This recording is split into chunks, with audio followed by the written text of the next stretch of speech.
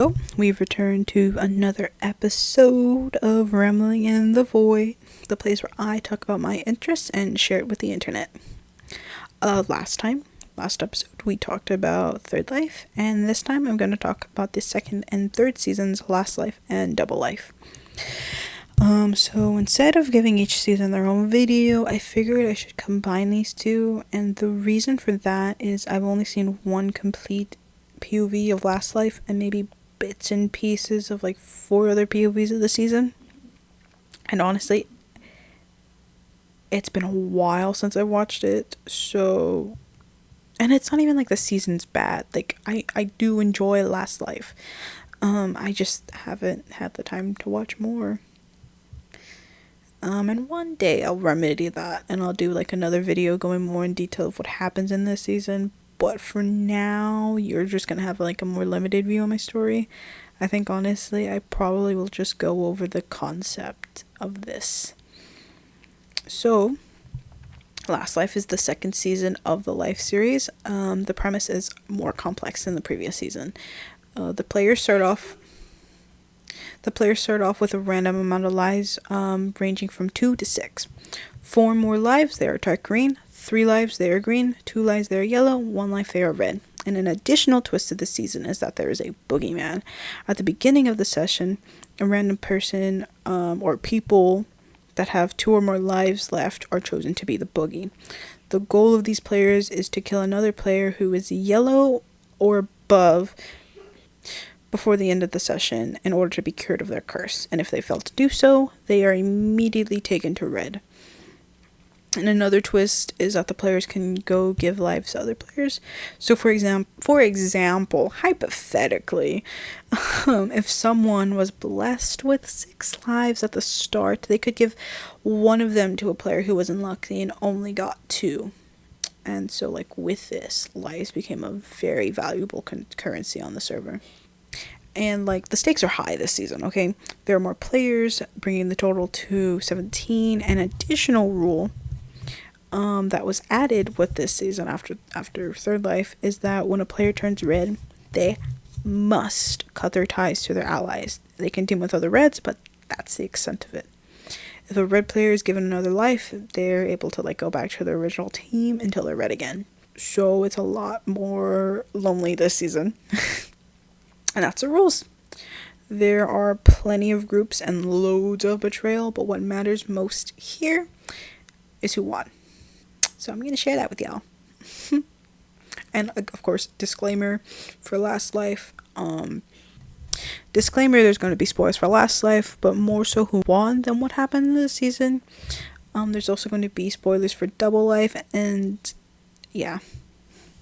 It's probably going to be similar to like more so who won than what happened, but I might also go into some details of what happened. We'll see when we get there, right? And so, moving on, the winner of Last Life was a star, Scott's Major, the only boogie to not follow through with killing and ending up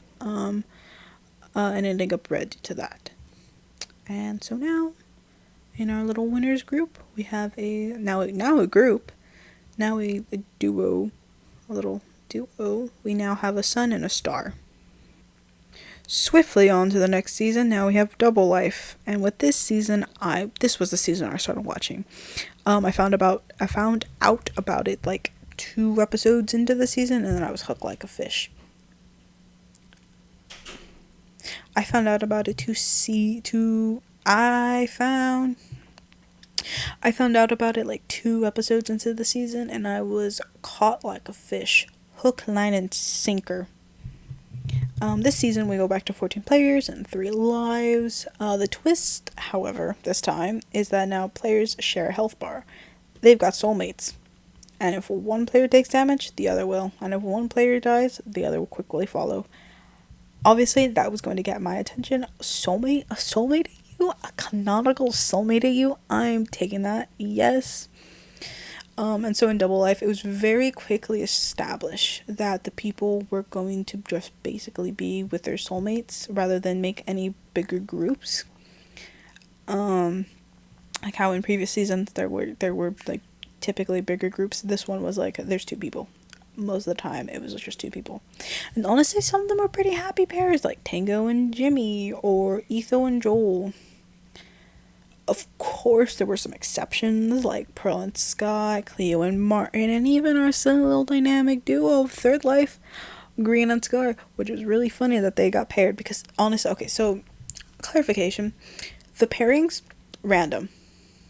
That's how we got a pairing like Tango and Jimmy. Or I think it's actually really funny that the two who were quite unfamiliar with each other, the two pairings that were quite unfamiliar with each other, were probably maybe two of the happiest. I think that's really funny. Oh, there was another pairing I forgot to. I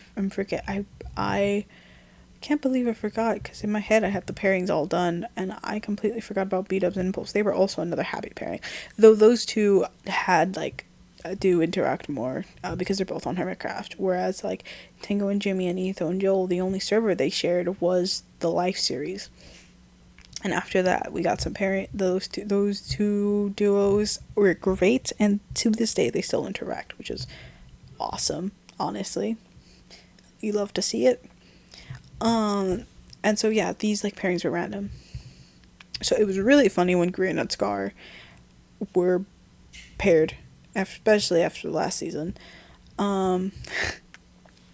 Which, okay, so clarification. In Last Life, Grian told Scar at the beginning, he was like, everything that happened last season, null and void. We are not going to pair again. What happened last season, null and void. That's last season. This is a new season. And Scar was like, so like I can't just put you on a llama and take you away to a desert? And Grian was like, nah buddy, you can't. So it was really funny that this season they were forced to be together. It was really funny to me. They were forced to team up. And like, yeah. So, how did the pairs find out they're all soulmates? Well, people just went around punching each other to see if they both took damage when they were hit, and yeah, that's how they did it, of course. And so yeah, pretty quickly, like, the pairings were found. There's some more memorable ways like they found out, like when Tango died to a creeper. And that's him and Jimmy for the meeting for the first time as soulmates at Spawn. Tango felt so bad. He was like, I'm so sorry, Jimmy. And Jimmy was like, I okay. That's fine. That's okay. That's fine. But they very quickly, like, got along, and it was great. It was wonderful. It was brilliant. Another one was that when Grian found out Scar was his soulmate, he screamed out, like, a no that came from, like, deep within the soul, like, from his gut. Like, just a long no that came from within. And Scar was honestly none the wiser for the entire first session. He just didn't know. It wasn't until Grian literally had him and put a dripstone above and had them both take damage at this, like, had Scar look at him when they took damage at the same time, and Scar was like, oh my god. He's like, this entire time? And Grian was like, yeah, this entire time. But of course, all this leads to Grian trying to kind of get like a backup plan of an ally, through quote unquote secret soulmates, with Big B, who, his own soulmate is, Ren. And, so Grian and Big B have like a little affair behind their soulmate's back.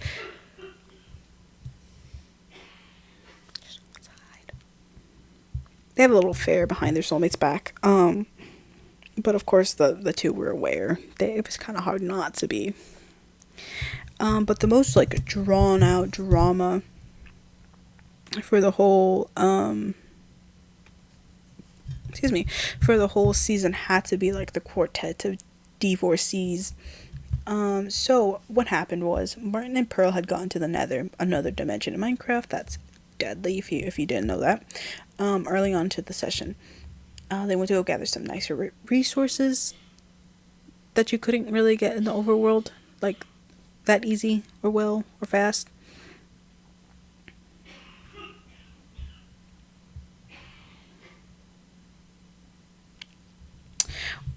Well, that was when everyone else was looking for their soulmates, and Cleo and Scott thought that those two didn't care for their soulmates and were fine with just putting their lives in danger.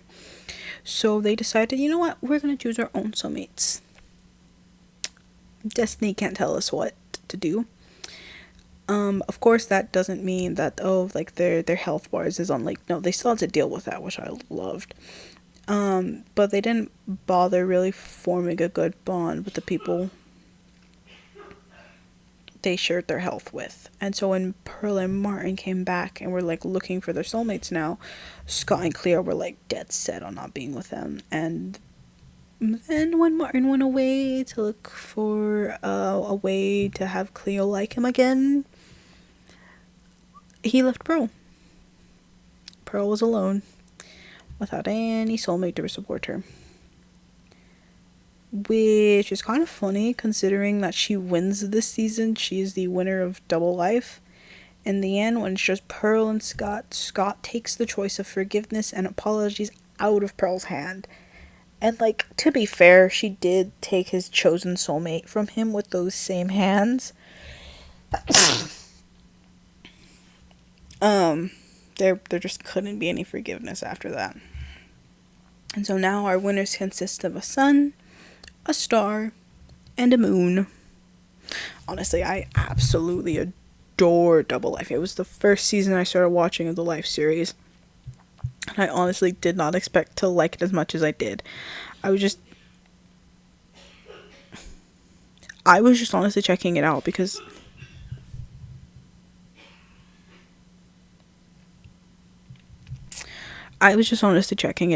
an artist I like from another community was drawing art for it. And I had to, like, know what it was about. I had to know, and I saw people were freaking out over it, and I was like, I need to know what this is about. And that was almost 2 years at this point. And while Third Life was the season that got me to, like, stick around and look at other POVs, Double Life is the one I think I have the most POVs finished. And sometimes multiple times. That I've watched. I've seen Grian, Scar, Pearl, Scott, Jimmy, Tango, and Martin's all to completion. I think, nope, yeah, all twice. At least all twice. Grian and Scar's I've watched. Oh, and Jimmy. And Tango. Yeah, I really like my Little Ranchers, which is Jimmy and Tango, and I love my Desert Duo, which is Grian and Scar. They're silly. I've seen the POV a lot, especially when showing my friends, like, yeah. And honestly, that's like half the server for this season. I do plan on watching the others when I have time.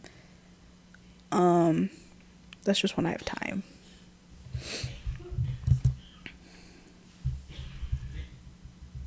So that looks like it's going to be all for now. Once I properly give Last Life some full watches and finish Double Life, finish like the other POVs of Double Life, they're going to have their own videos like Third Life did. But even then, Third Life is having a redone, so yeah.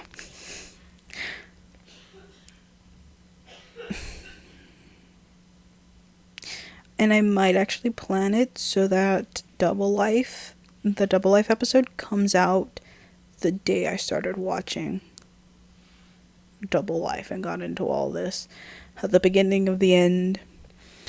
For now, the next episode is going to be like a speed run of the last 3 seasons, limited, secret, and real life. So until then, I'll see ya, and thanks for watching.